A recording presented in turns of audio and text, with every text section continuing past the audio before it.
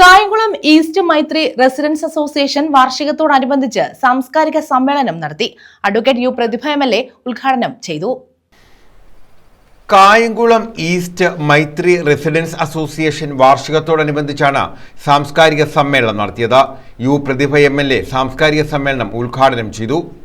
വിവിധങ്ങളായ പ്രവർത്തനങ്ങളിൽ റെസിഡൻസ് അസോസിയേഷനുകളുടെ പങ്ക് പ്രശംസനീയമാണെന്ന് MLA ചൂണ്ടിക്കാട്ടി.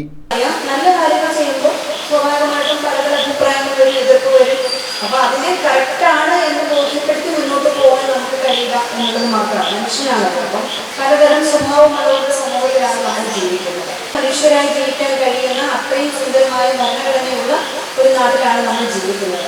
ആ ഭരണഘടന അവിടെ എഴുതി വെച്ചതുകൊണ്ട് മാത്രം അതേപോലത്തും വരിക.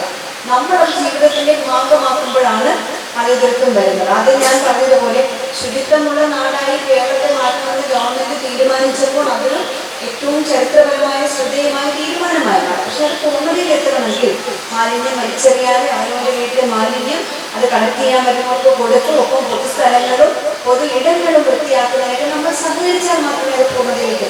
സലിം മുരിക്കുമോട് അധ്യക്ഷത വഹിച്ചു. ബിനുജി പാലസ് സ്വാഗതം പറഞ്ഞു. നഗരസഭാ ചെയർപേഴ്സൺ പി ശശികല മുഖ്യപ്രഭാഷണവും ചികിത്സാ സഹായ വിതരണവും നടത്തി.